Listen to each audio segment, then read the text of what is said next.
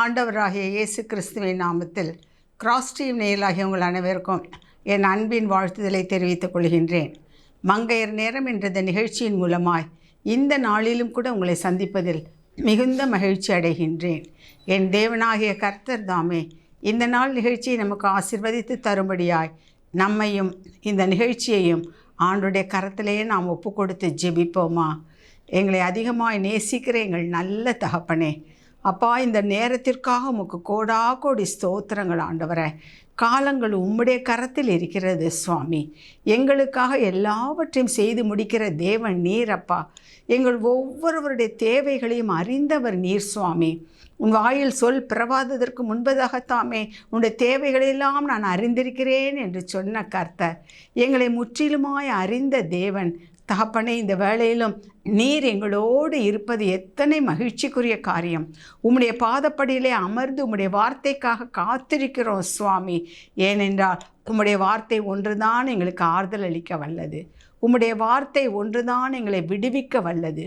உம்முடைய வார்த்தை ஒன்றுதான் தகப்பனே எங்களை மேன்மைப்படுத்த வல்லது. ஆகவே அந்த வார்த்தைக்காக நாங்கள் காத்திருக்கிறோம். எங்கள் ஒவ்வொருவருடைய உள்ளத்தையும் நீர் திறந்து கொடுப்பீராக. எந்த நோக்கத்திற்காக இந்த நாளிலே நாங்கள் உம்முடைய வார்த்தைக்காக காத்திருக்கின்றோமோ, உம்முடைய சித்தம் எங்கள் வாழ்க்கையில் எதுவோ அது நிறைவேறும்படியாக எங்களை உம்முடைய கரத்திலேயே அர்ப்பணிக்கிறேன் ஆண்டவரே. பரிசுத்த ஆவியானுடைய ஆளுகைக்குள்ளாக ஒப்பு கொடுத்து ஜெபிக்கிறேன் மீட்பர் இயேசுவின் மூலம் பிதாவே, ஆமேன், ஆமேன். நாம் இன்றைக்கு தியானிக்கும்படியாக எடுத்துக்கொண்ட வேத பகுதி 119 சங்கீதம் 71 வசனம். சங்கீதம் 119 வசனம் 71. நான் உபத்திரவப்பட்டது எனக்கு நல்லது, அதனால் உமது பிரமாணங்களை கற்றுக்கொள்கிறேன். சங்கீதக்காரனாகிய தாவீது சொல்கின்றார், நான் உபத்திரவப்பட்டது எனக்கு நல்லது, அதனால் உமது பிரமாணங்களை கற்றுக்கொள்கிறேன். ஏனென்றால் 67வது வசனத்தை பார்த்தோம் என்றால், நான் உபத்திரவப்படுவதற்கு முன் வழி தப்பி நடந்தேன், இப்பொழுதோ உம்முடைய வார்த்தையை காத்து நடக்கிறேன். அவன் இந்த உபத்திரவத்தின் பாதையிலேயே நடந்த ஒரு மனிதன் என்பது நம்ம எல்லாருக்கும் தெரியும். பிறந்த வீட்டிலே தகப்பனாரால் சகோதரர்களால் புறக்கணிக்கப்பட்டவன் தான். அதற்கு காரணம் நமக்கு தெரியும். சாமுவேல் தீர்க்கதரிசியானவர் அங்கே வீட்டிற்கு வந்து உன்னுடைய பிள்ளைகளில் ஒருவனைத்தான் கர்த்தர் இஸ்ரவேலின் ராஜாவாக அபிஷேகம் பண்ண விரும்புகிறார் என்று சொன்ன பொழுது தகப்பன் என்ன செய்தார்? மற்ற எல்லா பிள்ளைகளையும் வரிசையாக கொண்டு வந்து நிறுத்தினார். கர்த்தர் இவன் அல்ல, இவன் அல்ல, இவன் அல்ல என்று அனுப்பிவிட்ட பிறகு சாமுவேலாகத்தான் பார்த்து கேட்கின்றார், உனக்கு பிள்ளைகள் இவ்வளவு தானா என்று சொல்லி. அப்பொழுது தான் தகப்பன் சொல்லுகின்றான், இல்லை, எனக்கு இன்னொருவன் இருக்கான், ரொம்ப சின்னவன். அவன் என்ன செய்து கொண்டிருக்கிறான்? காட்டில் ஆடுகளை எல்லாம் மேய்த்து கொண்டிருக்கின்றான். ஆக அவனுக்கு ஒரு இம்பார்ட்டன்ஸே அங்கே கிடையாது. ஆகவே தான் நான் பார்க்கின்றோம். அப்படி பிறந்த வீட்டிலேயே தகப்பனாரால் புறக்கணிக்கப்பட்டவன், சகோதரர்களால் அவன் குறைவாக எடை போடப்பட்டவன். சவுலிடம் போய் நிற்கும் பொழுது கோலியாத்தை நான் வீழ்த்தி விடுவேன் என்று சொன்ன பொழுது எல்லோரும் அவனை ஏளனமாகத்தான் பார்த்தார்கள். பிறகு கோலியாத்தை ஜெயித்த பிறகும் அவனுக்கு துன்பம் முடிந்ததா என்றால் இல்லை, இன்னும் பல துன்பங்கள் அதிகரிக்க தொடங்கியது. ஏனென்றால் ஜனங்கள் எல்லோரும் சவுலை விட தாவீதை தான் அதிகமாக போற்றி புகழ்ந்தார்கள். சவுல் கொன்றது 1000, ஆனால் தாவீது கொன்றதோ 10000 என்று சொல்லி. ஆக அங்கே பொறாமையின் ஆவி அங்கே வந்துவிட்டது. எனவே சவுல் இவரை எப்படியாவது கொன்று போட்டு விட வேண்டும். இல்லை என்றால் ஜனங்கள் நம்மை மதிக்க மாட்டார்கள். நம்மை விட இவன் பேர் வாங்கி கொண்டு போய்விடுவான். இன்னும் கொஞ்சம் பெரியவன் ஆகிவிட்டால் ஏன் இவனே என்னை கொன்று விட்டு அரியணையில் ஏறலாம். இப்படியாக தவறான கணக்குகளை போட்டுக்கொண்டு தாவீதை கொல்வதற்கு பல திட்டங்கள். ஓடுறான் காடுகளிலும் வனாந்தரங்களிலும் மலைகளிலும் இப்படியாக ஓடி கடைசியில் ராஜாவாக வந்த பிறகாவது ஒரு நிம்மதி இருந்ததா இருந்தால் இல்லை. சொந்த மகனே அவனை எதிர்த்து வருகின்றான். கூட இருந்தவர்களே அவனுக்கு விரோதமாக மாறுகின்றார்கள். இப்படி பல வகையான நெருக்கடிகளிலும் வேதனைகளிலும் அவன் சென்று கொண்டிருக்கின்றான். அப்படிப்பட்ட தாவீது தான் என்ன சொல்கின்றான்? நான் உபத்திரவப்பட்டது, இப்படி உபத்திரவங்கள் வழியாய் நான் கடந்து வந்தது எனக்கு நல்லது, எனக்கு நல்லது. அதனால் உமது பிரமாணங்களை நான் கற்றுக்கொண்டேன். கிறிஸ்துவுக்குள் பிரியமானவர்களே, உலகத்தில் நமக்கு உபத்திரவங்கள் அதிகம் உண்டு. சாதாரணமாக உலக மனிதர்கள், இந்த மேதைகள் என்று சொல்கின்றோம் அல்லவா, படித்தவர்கள், கற்றவர்கள், நல்ல சொற்பொழிவாற்றுபவர்கள், அவர்கள் எல்லாம் என்ன சொல்வார்கள் என்றால், சவால் இல்லாத வாழ்க்கை ஒரு வாழ்க்கையே அல்ல. எந்த சவால் வருகின்றதோ அதை நீங்கள் உங்களுடைய வெற்றியின் படிக்கற்களாக மாற்றிக்கொள்ள வேண்டும். இந்த சவால்கள் தான், இந்த உபத்திரவங்கள் தான், உங்களை எதிர்த்து வருகின்ற காரியங்கள் தான் என்ன செய்கின்றன, உங்களை நன்றாக ஷேப் பண்ணுகின்றது, உங்களை உருவாக்குகின்றது. அதுதான் உங்களுக்கு அனுபவத்தை கொடுக்கின்றது. இந்த உபத்திரவங்கள் தான் உங்களுக்கு நல்ல அறிவை கொடுக்கின்றது. இந்த உபத்திரவங்கள் தான் உங்களுக்கு நல்ல அனுபவத்தை கொடுக்கின்றது. அது இல்லாத ஒரு வாழ்க்கையே அல்ல. யார் சொல்வது? சாதாரணமாக உள்ள உலக மேதைகள் என்று சொல்லுகின்றோமே, அவர்களே சொல்லுகின்ற ஒரு காரியம் இதுதான். எனவே கிறிஸ்துவுக்குள் பிரியமானவர்களே, அவர்கள் எதை அடிப்படையாக வைத்து இதை கற்றுக்கொண்டார்கள் என்றால், என் வேதத்தின் அடிப்படையிலிருந்து தான் அவர்களுக்கும் இந்த உண்மை தெரிந்திருக்கிறது. தாவீது அந்த காலத்திலே சொல்லிவிட்டான், நான் உபத்திரவப்பட்டது எனக்கு நல்லது, அதனால் உம்முடைய பிரமாணங்களை கற்றுக்கொண்டேன். இந்த துன்பம் மட்டும் எனக்கு இல்லாது இருந்தால் நான் வழி தப்பி போயிருப்பேன். கிறிஸ்துவுக்குள் பிரியமானவர்களே, இன்றைக்கும் கூட நம்முடைய வாழ்க்கையிலே இப்படிப்பட்டதான துன்பங்கள் நம்முடைய வாழ்க்கையில் வருகின்றது, போராட்டங்கள் வருகின்றது, வேதனைகள் வருகின்றன, உபத்திரவங்கள் வருகின்றன. இவைகள் எல்லாம் எதற்காக என்று சொன்னால், நம்மை மேன்மைப்படுத்தும்படியாக.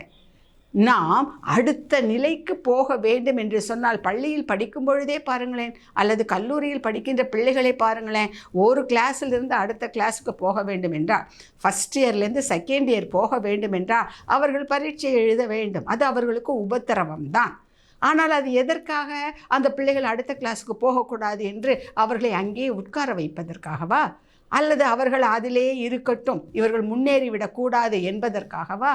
அல்ல. அந்த பரீட்சை அவர்களுக்கு உபத்திரவம். ஆனால் அந்த உபத்திரவம் வழியாக இவர்கள் சரியாய் அதை பயன்படுத்தி கொண்டு செல்லும் பொழுது அடுத்த நிலைக்கு உயர்த்தப்படுகின்றார்கள். இன்றைக்கும் கூட ஐடி கம்பெனியில் எல்லோரும் எங்களுக்கு ஐடியில் வேலை கிடைச்சிருச்சு என்று சந்தோஷமாக தான் போய் வேலையில் சேர்கின்றார்கள். ஆனால் அதற்கு பிறகு பாருங்கள், பீரியாடிக்கலாக இதை படிக்க வேண்டும், அதை படிக்க வேண்டும், இந்த டெஸ்ட் எழுத வேண்டும், அதில் பாஸ் பண்ண வேண்டும், இப்போ ரீசெண்டாக வேறு ஏதோ டெவலப்மெண்ட் வந்திருக்கு, அதுக்கு நாங்கள் ட்ரைனிங் போக வேண்டும். இதெல்லாம் உபத்திரவம் தான். போனோமா, வேலையை பார்த்தோமா, மாதம் பிறந்தவுடன் சம்பளம் வாங்கினோமா, வந்தோமா, அப்படி இருப்பவர்கள் என்ன செய்ய முடியாது, அந்த வேலையில் முன்னேற முடியாது. ஆக இந்த உபத்திரவம் எதற்கு? நல்லது. இது நல்லது. அதே போல் கிறிஸ்துவுக்குள் பிரியமானவர்களை நம்ம உடல் ரீதியாக எடுத்துக்கொண்டாலும் கூட சில சமயங்களில் சில உபாதைகள் வருகின்றன.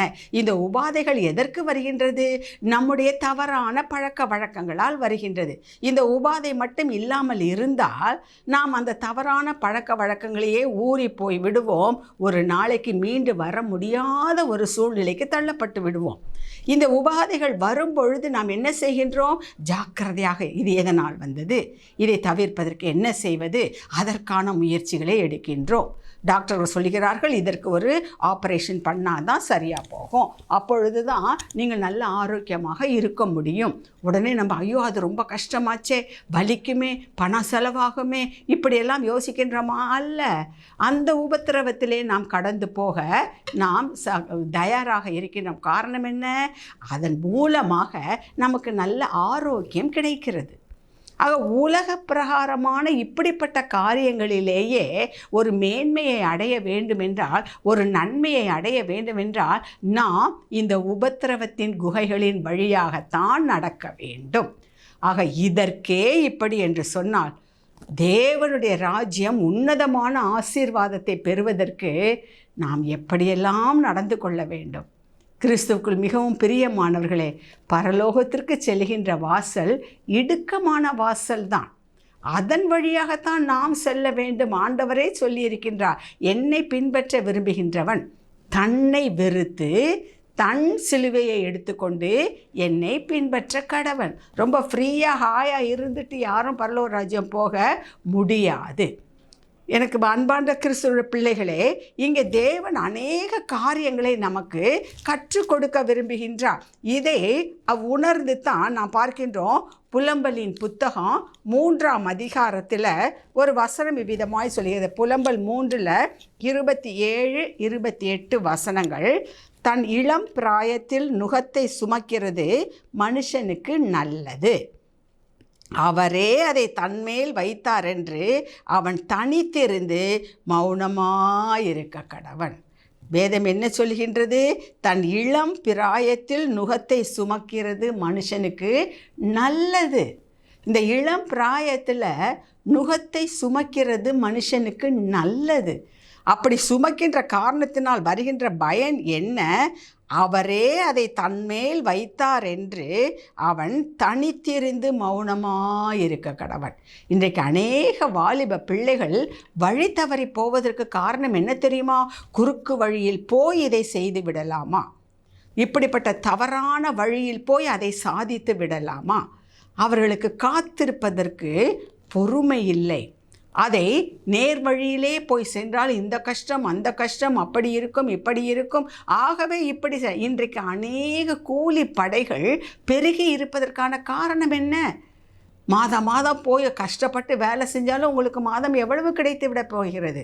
இப்போ இதில் சேர்ந்து கொண்டீர்கள் என்றால், நாங்கள் சொன்ன ஒரு காரியத்தை நீங்கள் செய்வீர்கள் என்றால் நீங்களும் உங்கள் குடும்பமும் நன்றாக தழைக்கும் செழிக்கும் என்று இப்படிப்பட்டதான மாய்மாலத்தை காட்டி இளம் வாலிபர்களை ஏமாற்றி இப்படிப்பட்டதான பாவ செயல்கள் இன்றைக்கு பெருகி கொண்டிருக்கின்றன.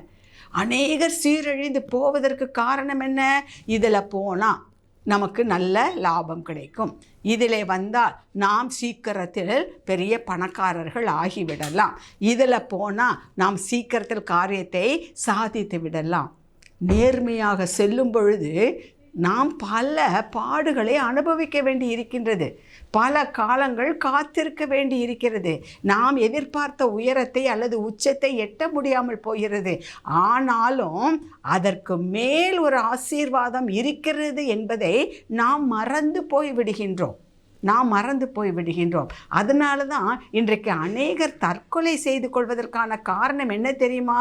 அவங்க வாழ்க்கையில் வந்திருக்கின்ற போராட்டங்கள், அவங்க வாழ்க்கையில் வந்திருக்கின்ற வேதனைகள். இவ்வளோ படித்தோம், எப்படியாவது சம்பாதித்து குடும்பத்தை காப்பாற்ற வேண்டும் என்று நினைக்கின்றோம், ஆனால் வேலையே கிடைக்கவில்லையே, ஒரு சோர்வு. எவ்வளவோ முயற்சி எடுக்கின்றேன், இந்த தொழிலில் எப்படியாவது முன்னேற்றம் வந்துவிட வேண்டும் என்று, ஆனால் அதில் அடுத்தடுத்து நஷ்டங்கள் தானே வருகின்றது. ஆகவே கடனுக்கு மேல் கடன் வாங்கி அதை எப்படி செலுத்துவது என்று தெரியாமல் இன்றைக்கு அநேக இப்படியாக தவறான ஒரு இடத்திற்கு போவதற்கு காரணம் என்ன தெரியுமா? இந்த உபத்திரவம் நமக்கு ஒரு அனுபவத்தை கொடுக்கின்றது. இதன் மூலமாய் நாம் எப்படி தப்பித்து பிழைப்பது என்பதற்கான வழியை கொடுப்பதற்கு, அதிலிருந்து ஒரு விடுதலை கொடுப்பதற்கு ஒருவர் இருக்கிறார் என்ற அந்த உணர்வு இல்லாதது தான் காரணம். ஆண்டவர் இன்றைக்கு அதை தான் சொல்லி கொண்டிருக்கின்றார். இந்த செய்தியை கேட்டுக்கொண்டிருக்கின்ற அன்பான சகோதரனே சகோதரியே, உங்களுடைய வாழ்க்கையிலும் கூட நீங்கள் எந்த பிரச்சனைகளில் இருக்கீங்களோ தெரியலை, எதை யோசித்து கொண்டிருக்கிறீர்களோ தெரியவில்லை, இன்னும் எத்தனை காலம்தான் இவ்வளவு பாடுகளை நான் அனுபவிப்பது என்று சொல்லி அநேக நினைத்து கொண்டிருக்கின்றோம். நம்மை பார்த்து தான் அவர் சொல்கிறாரு, நீங்கள் உபத்திரவப்படுவது நல்லது, அதனால் உம்முடைய பிரமாணங்களை கற்றுக்கொள்கின்றேன். வேதத்திலிருந்து ஒரு சில காரியங்களை சொல்வதற்கு முன்பதாக ஒரு சம்பவம் என்னவென்றால், அமெரிக்காவிலே ஒரு கிராமம், அந்த கிராமம் என்று சொன்னால் பழங்குடியினர் இருக்கின்ற ஒரு இடம். அவர்களுக்கு ஒரு பழக்கம் என்ன? அந்த குழந்தை பிறந்து 5 வயது ஆகும் பொழுது அந்த குழந்தையை என்ன செய்வார்களாம்? காடு மிகுந்த ஒரு பகுதியில் கொண்டு போய் ஒரு நாள் மாலை வேளையில் அந்த தகப்பன் என்ன செய்வானாம்? காட்டில் கொஞ்சம் தூரம் உள்ளே போய் அந்த பிள்ளையினுடைய கண்ணை கட்டி விட்டு அந்த காட்டிலே விட்டு வந்து விடுவானாம். அடுத்த நாள் காலையிலே போய்த்தான் அந்த பிள்ளையை அழைத்து கொண்டு வருவான்.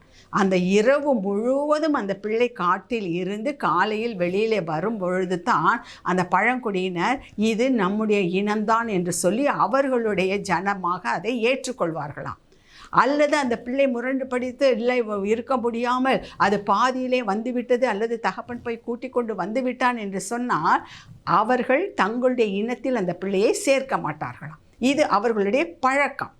அப்படியாக இருக்கும் பொழுது ஒரு நாள் இப்படித்தான் 5 வயது ஒரு பிள்ளையை கூட்டிக் கொண்டு போய் தகப்பன் மாலை நேரத்தில் காட்டின் உள்பகுதியில் கொண்டு போய் விட்டுவிட்டு கண்களை கட்டிவிட்டு பிள்ளையை விட்டுவிட்டு வந்து விடுவார்கள்.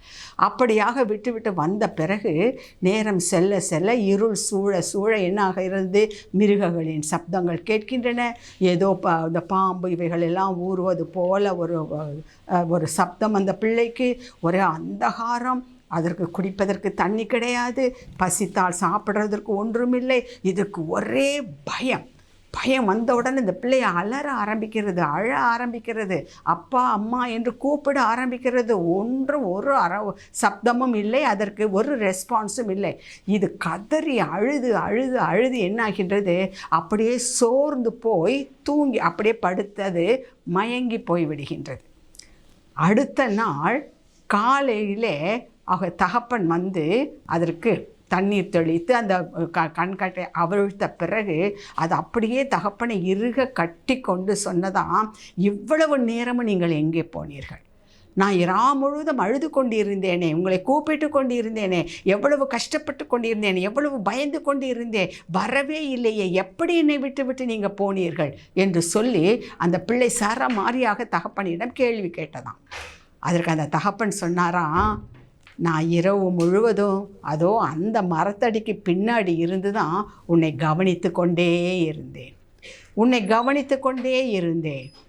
உன்னை மீறி உன்னுடைய உயிருக்கு ஆபத்து என்று ஏதாவது ஒன்று வந்தால் உடனே ஓடி வந்து உன்னை நான் காப்பாற்றுவேன். நீ நினைத்து கொண்டாய் நான் உன்னை விட்டு விட்டு எங்கேயோ சென்று விட்டேன், யாரும் என்னை பார்க்கவில்லை, உதவுவதற்கு யாருமே இல்லை என்று சொல்லி நீ நினைத்து கொண்டிருந்தாய். ஆனால் நான் உன்னை ஒளிவான இடத்திலிருந்து பார்த்து கொண்டே இருந்தேன். ஏனென்று சொன்னால் காலையிலே நான் கொண்டு போய் சேரும்போது என்னுடைய பிள்ளையாக என்னுடைய இனமாக நீ இருக்க வேண்டும் என்பதற்காகத்தான் அந்த இரவு வேளையில் நீ கஷ்டப்படுவதற்கு நான் அனுமதித்திருந்தேன் என்று சொல்லி சொன்னாராம். இது அங்கே நடக்கின்ற ஒரு காரியம். கிறிஸ்துவுக்குள் அருமையானவர்களே, அதே போல தான் நம்முடைய வாழ்க்கையிலும் கூட பிரச்சனைகளுக்கு வழியாக நம்ம நடந்து போகிறோம், அக்கினி வழியாக நடந்து போகிறோம், தண்ணீர்கள் வழியாக நடந்து போகிறோம் என்று சொன்னால் அதற்கு காரணம் என்ன? நம்ம என்ன சொல்கிறோம்? நாங்கள் என்ன தப்பு பண்ணோம், நாங்கள் என்ன தவறு செய்தோம், நாங்கள் உண்மையாகத்தானே இருக்கின்றோம், நாங்கள் நேர்மையாகத்தானே இருக்கின்றோம், பிறகு ஏன் எங்களுக்கு உபத்திரவம் இப்படி தொடர்ந்து வந்து கொண்டே இருக்கிறது, இப்படி கேள்வி மேல் கேட்டுக்கொண்டே இருக்கிறோம். ஜெபத்திற்கு பதில் இல்லையே, கர்த்தர் காதலை இது விழுதா இல்லையான்னு தெரியலையே, இப்படித்தான் அங்கலாய்த்து கொண்டிருக்கின்றோம். ஒன்றை புரிந்து கொள்ளுங்கள், அந்த தகப்பன் சொன்னார் அல்லவா, நீ தான் அப்படி நினச்சிட்டு இருக்க, ஆனால் உனக்கு என்ன நேரிடுகிறது, நீ என்ன செய்கிறாய் என்பதை எல்லாவற்றையும் நான் மறைவிலிருந்து பார்த்து கொண்டிருக்கின்றேன். ஏற்ற வேளை வந்தது என்றால் உடனே நான் உதவ வந்து விடுவேன், நீ அதிலே மாண்டு போக நான் ஒரு நாளும் அனுமதிக்க மாட்டேன். அதைத்தான் ஆண்டவர் நமக்கும் சொல்கிறார். மத்தேயு 28:20 இதோ உலகத்தின் முடிவு பரியந்தம் சகல நாட்களிலும் நான் உங்களோடு கூட இருக்கிறேன். யோசுவா 1:5 அதைத்தான் ஆண்டவர், நான் உன்னை விட்டு விலகுவதும் இல்லை, உன்னை கைவிடுவதும் இல்லை. கிறிஸ்துவுக்குள் பிரியமானவர்களே, இந்த வாக்குத்தத்தங்கள் எல்லாம் நமக்கு கர்த்தர் கொடுத்திருக்கின்றார். இப்போ வேதத்திலிருந்து நான் ஒரு காரியத்தை சொல்ல விரும்புகின்றேன். தாவீதை குறித்து பார்க்கும் பொழுது 1 சாமுவேலின் புத்தகம் 23ஆம் அதிகாரத்தில் ஒரு சம்பவம் நடக்கிறது.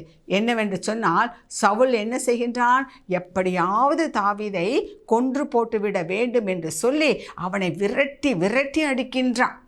ஒரு தேசத்திலேருந்து இன்னொரு தேசம், ஒரு ஊர்லேருந்து இன்னொரு ஊர். இந்த வனாந்தரத்தில் இருக்கிறான்னா உடனே படையை கூட்டிக்கிட்டு அங்கே போயிடுவான். மலைகளில் இருக்கிறான்னு சொன்னால் உடனே அந்த மலைக்கு அவன் போய்விடுவான். இப்படியாக ஓட ஓட அவனை விரட்டி கொண்டு இருந்தான். ஒரு பெரிய சேனையோடு அவனை விரட்டி கொண்டே இருந்தான். நடந்த காரியம் என்ன?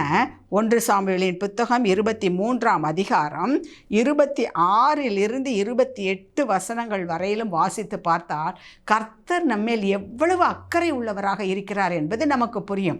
இப்படியெல்லாம் விரட்டி வந்து கொண்டே இருக்கும் பொழுது தாவீது நினைத்திருக்கலாம், எனக்கு ஏன் இந்த உபத்திரவம்? நான் எல்லாத்துக்கும் நன்மை தானே செய்தேன், இஸ்ரவேலை நான் மீட்டு கொடுத்தேனே, இஸ்ரவேலரை பல சத்துருக்கள் வந்து சூழ்ந்திருக்கும் பொழுது நான் அவர்களிடமிருந்து மீட்கும் பொருட்டாக நான் அநேக காரியங்களை செய்தேனே, இந்த சவுலையே கொல்லும்படியான ஒரு சூழ்நிலை வந்த பொழுதும் நான் அவனை கொல்லாமல் இருந்தேனே, இப்படி பல காரியங்கள் அவன் மனசில் ஓடி இருக்கும். இந்த உபத்திரவம் இப்படி இருக்கிறது, இப்படியாக என்னை ஒரு தெள்ளு பூச்சியை கொல்வது போல என்னை சுற்றி சுற்றி வருகின்றாரே என்றெல்லாம் மனதிற்குள் ஓடி இருக்கலாம். அப்படிப்பட்டதான ஒரு சூழ்நிலையிலே 26வது வசனம், சவுல் மலையின் இந்த பக்கத்திலும் தாவீதும் அவன் மனுஷரும் மலையின் அந்த பக்கத்திலும் நடந்தார்கள். ஒரு மலை இருக்குதுன்னா இந்த பக்கம் சவுலும் அவன் மனிதர்களும், அடுத்த சைடில் தாவீதும் அவனுடைய ஆட்களும் இருந்தார்கள்.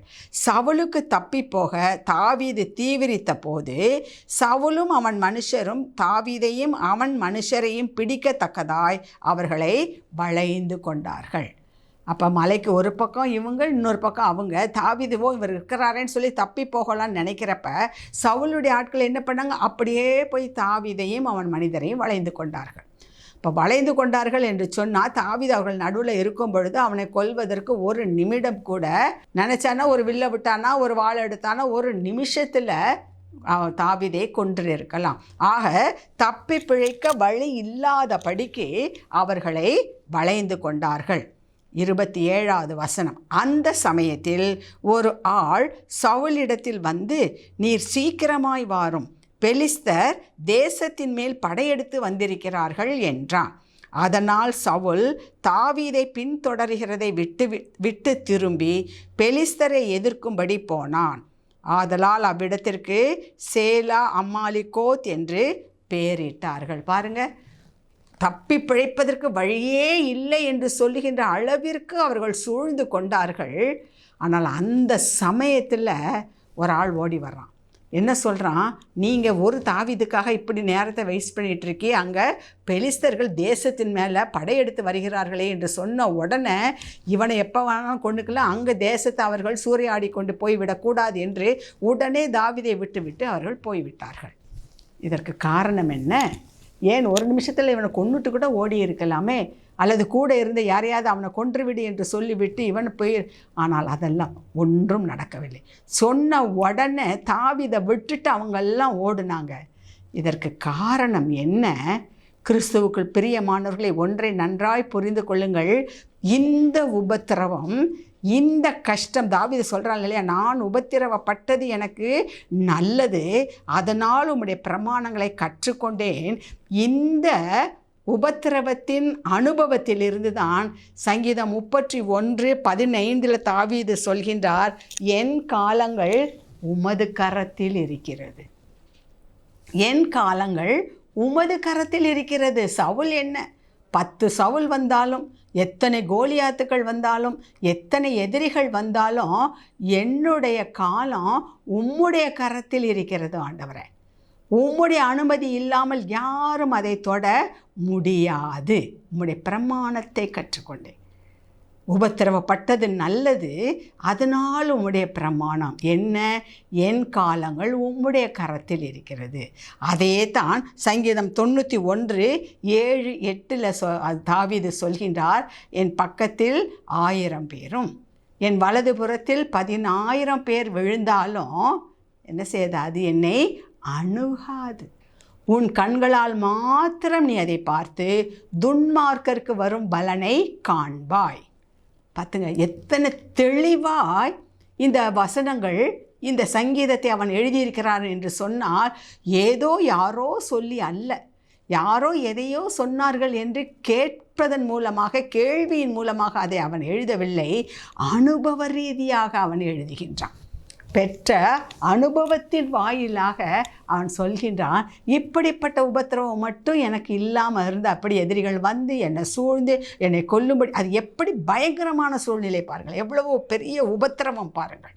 ஆனால் அவன் சொல்கிறான், அந்த மாதிரி இருந்ததுனால தான் எனக்கு தெரியுது யார் என்னை எதிர்த்து வந்தாலும் யாரும் என்னை அசைக்க முடியாது. காரணம் என்ன? அவர் என்னோடு கூட இருக்கின்றார். என் காலம் அவர் கரத்தில் இருக்கிறது. இதை கேட்டுக்கொண்டிருக்கின்ற அன்பான சகோதரனே, சகோதரியே, ஆண்டவர் நமக்காகத்தான் இந்த சம்பவத்தை சொல்லி கொண்டிருக்கின்றார். உங்கள் காலமும் என் காலமும் பிள்ளைகளின் காலமும் கர்த்தர் கரத்தில் இருக்கிறது. இன்றைக்கு அநேக பெற்றோர் பிள்ளைகளை குறித்து அதிகமாக கவலைப்படுகிறார்கள். என்ன கவலைப்படுகிறார்கள்? சரியாக படிப்பதில்லை, கீழ்ப்படிவதில்லை, ஒழுங்காக ஜெபிப்பதில்லை, என்னென்னமோ பல காரியங்கள். மொபைலுக்கு அடிமையாக இருக்குது, குடிக்கு அடிமையாக இருக்குது. உண்மையிலேயே அப்படிப்பட்ட வேண்டாத பழக்க வழக்கங்கள் இருந்தால் அதற்காக ஜெபிக்க வேண்டியது ஒரு தாயின் கடமை. எவ்வளவோ மோசமாக இருந்த, பாவத்திலே மூழ்கி இருந்த பள்ளிக்கூடத்திலிருந்து இவனை எடுத்துக்கொண்டு போய்விடுங்கள் என்று நாங்கள் அவனை டிஸ்மிஸ் செய்து விடுவோம், நீங்களாக எழுதி கொடுத்து பிள்ளையை கூட்டிக் கொண்டு போய்விடுங்கள் என்று சொன்ன அப்படிப்பட்ட பிள்ளைகளுடைய பெற்றோரின் கண்ணீரின் ஜெபத்தினால் இன்றைக்கு அந்த பிள்ளைகளில் சிலர் பெரிய ஊழியக்காரர்களாக இருக்கிறார்கள். பிள்ளைகளுடைய காலங்கள் அவர் கரத்தில் இருக்கிறது. இப்படி இருக்கிறார்களே என்று சொல்லி அதையே நினைத்து கவலைப்பட்டு கலங்கி அழுது புலம்பி எல்லோரிடமும் சொல்லி கொண்டு இருந்திருப்பார்கள் என்று சொன்னால் அந்த பிள்ளை மனம் திரும்பி வருவதற்கான வாய்ப்பை இழந்திருப்பார்கள். ஆனால் அவர்களுக்கு ஒன்று தெரிகிறது, எனக்கு ஒத்தாசை வரும் பர்வதம். அவரையே நோக்கி பார்த்தார்கள். கிறிஸ்துவுக்குள் பிரியமானவர்களே, அப்படிப்பட்டதாக மிகவும் மோசமான ஒரு அடிமைத்தனத்தில் இருந்த ஒரு பிள்ளை இன்றைக்கு ஒரு பெரிய ஊழியக்காரராக இருக்கிறார் என்று சொன்னால் அதற்கு காரணம் என்ன? அந்த பெற்றோர் தெரியும், நாங்கள் உபத்திரவப்படுறது நல்லது. காரணம் என்ன? என் பிள்ளைக்காக அப்போ தான் அதிகமாக ஜெபிப்போம், கண்ணீர் சிந்துவோம், அவன் பெரிய ஊழியக்காரனாக வரக்கூடாத படிக்கத்தான் பிசாசு இப்படிப்பட்டதான தந்திரமான செயல்களை அவனுக்குள் வைத்திருக்கின்றது. எனவே அதை நாம் ஜெபித்து முறியடித்தோம் என்று சொன்னால் கர்த்தர் அவனுக்கு என்று வைத்திருக்கின்ற ஆசீர்வாதத்தை அவன் சுதந்தரித்து கொள்வான் என்று சொல்லி அவர்களுக்கு அந்த விசுவாசம் இருந்தது. கர்த்தர் அதை கனப்படுத்தினார். அதே போல தான் இப்போ நீங்களும் கூட நினச்சிட்ருக்கலாம், இவ்வளோ கடன் இருக்கே, இதை எப்படி செலுத்துவது? கடன்காரன் வந்து இப்படியாக நம்மை தொல்லை கொடுத்து கொண்டு இருக்கின்றானே. வாங்குகின்ற பணத்திலெல்லாம் சம்பளத்திலெல்லாம் நமக்கு 75% 75% வட்டி கட்டுவதற்கே போய்விடுகின்றதே. மிகுதியாக என்ன செய்வது? கையில் சரியான தொழிலும் இல்லையே. உபத்திரவம்தான். கர்த்தர் சொல்கிறார், நான் உன்னை உபத்திரவத்தின் குகையிலே தெரிந்து கொண்டேன். இப்படிப்பட்டதான சந்தர்ப்பங்கள் இருக்கும் பொழுது கிறிஸ்துவுக்குள் அருமையானவர்களை ஒன்றை ஞாபகத்தில் வைத்து கொள்ளுங்கள், உங்கள் காலங்கள் அவர் கரத்தில் இருக்கிறது. கர்த்தர் சொல்கின்றார், பொன்னும் வெள்ளியும் என்னுடையது என்று சொல்கின்றார். பூமியும் அதன் நிறைவும் கர்த்தருடையது, அதை மறந்து விடாதீர்கள். சமுத்திரமும் அதன் நிறைவும் கர்த்தருடையது. இன்றைக்கு கடல் சார்ந்த தொழிலில் இருப்பவர்கள் படுகின்ற வேதனை கஷ்டங்கள் எவ்வளவு அதிகம், பொருளாதார நஷ்டங்கள் எவ்வளவு அதிகம். அவர்களெல்லாம் சொல்வது, கண்ணீரில் நாங்கள் எங்களுக்கு வாழ்க்கை கடந்து கொண்டிருக்கின்றோம். கிறிஸ்துவுக்குள் பிரியமானவர்களே, கர்த்தர் அந்த இடத்திலும் ஒரு அற்புதத்தை செய்ய வல்லவராக இருக்கிறார். பேதுரு அதை தானே செய்தார். லூக்கா 5வது சுவிசேஷத்தில் 5ஆம் அதிகாரத்தில் வாசித்து பார்த்தோம்னா, முழுதும் நாங்கள் தேடினோமே, எல்லா முழுதும் பிரயாசப்பட்டோம், ஒன்றும் கிடைக்கல. அப்படிப்பட்ட நிலைமையில் இருக்கின்றீர்களோ? கர்த்தர் சொல்கிறார், இந்த இடத்துல வலைய போடுங்க. ஆண்டவர் சொல்கின்றார், அவரிடத்தில் வாருங்கள். ஒரு மீனின் வாயிலிருந்து ஒரு வெள்ளிப்பணத்தை எடுக்க அவரால் முடியும் என்று சொன்னார். நீங்கள் அவரையே நம்பி, கர்த்தாவே என்னிடத்தில் ஒன்றும் இல்லை ஆண்டவரே, இப்படிப்பட்டதான கஷ்டத்திற்குள் இருக்கின்றேன், இப்படிப்பட்டதான நெருக்கத்தில் நான் இருக்கின்றேன், இப்படிப்பட்டதான உபத்திரவத்தில் இருக்கின்றேன், இதிலிருந்து மீட்டெடுக்க நீர் ஒருவரே வல்லவர் என்று சொல்லி ஆண்டவரிடத்தில் நீங்கள் உங்களை அர்ப்பணிக்கும் பொழுது, கிறிஸ்துவுக்குள் பிரியமானவர்களே, கர்த்தர் ஒரு அற்புதத்தை செய்வார். உங்கள் வாழ்க்கையிலே அவர் ஒரு பெரிய அற்புதத்தை நிச்சயமாக கட்டளையிடுவார். பேதுரு சொன்னார், முழுதும் தேடணும், முழுதும் பிரயாசப்பட்டோம், ஒன்றும் கிடைக்கல. ஆனால் கர்த்தரிடத்தில் வந்து கர்த்தர் சொன்ன காரியத்திற்கு அவன் கீழ்ப்படிந்த பொழுது எங்கே ஒன்றும் இல்லைன்னு சொன்னாங்களோ அதே இடத்துல இருந்தே 2 படகுகளும் அவிழ்ந்து போகின்ற அளவிற்கு மிகுதியான மீன்கள் கிடைத்தன. அதே போல் இவ்வளவு நாளும் நீங்கள் எவ்வளவுலாமோ பிரயாசப்பட்டிருக்கலாம், என்னெல்லாமோ செய்திருக்கலாம், யார் யாருடைய உதவி எல்லாமோ கேட்டிருக்கலாம், ஒன்றும் வாய்க்கவில்லையா? கவலையே படாதீர்கள். இந்த இடத்தில்தான் ஆண்டவர் உங்களிடம் வந்து ஆண்டவர் சொல்லுகின்றார், நான் உபத்திரவப்பட்டது எனக்கு நல்லது, அதனால் உமது பிரமாணங்களை கற்றுக்கொண்டேன் ஆண்டவரே. நீர் என்னை ஒருபோதும் கைவிட மாட்டீர். நீர் சர்வ வல்லமையுள்ள தேவன் என்பதை என்னுடைய வாழ்க்கையில் நிரூபிப்பதற்காகத்தான் இந்த உபத்திரவத்தை எனக்கு அனுமதித்தேன். இந்த உபத்திரவத்தின் பாதையிலே நடக்க செய்கிறீர், உமக்கு ஸ்தோத்திரம். இதை அனுமதித்தவர், இதிலிருந்து தப்பித்து கொள்ளும்படியான போக்கையும் நீர் எனக்கு உண்டு பண்ணுவீர் ஆண்டவரே.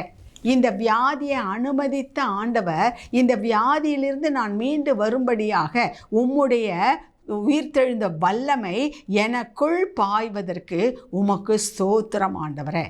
இப்படிப்பட்டதான காரியத்திலிருந்து, இவ்வழக்குகளிலிருந்து, பொய்யான வழக்கிலிருந்து, நீதிமன்றங்கள், வக்கீல்கள், போலீஸ் டிபார்ட்மெண்ட் இப்படியாக அலைகின்ற வீண் அலைச்சல்களிலிருந்து என்னை பாதுகாக்க நீர் வல்லவர், எனக்காக வழக்காடுபவர் நீர் ஆண்டவரே என்று சொல்லி அவரிடத்தில் அர்ப்பணிக்கும் பொழுது, கிறிஸ்துவுக்குள் பிரியமானவர்களே, நீங்கள் நினைப்பதற்கும் வேண்டிக் கொள்வதற்கும் மேலாக பலத்த காரியத்தை செய்ய என் தேவன் வல்லமை உள்ளவராக இருக்கின்றார்.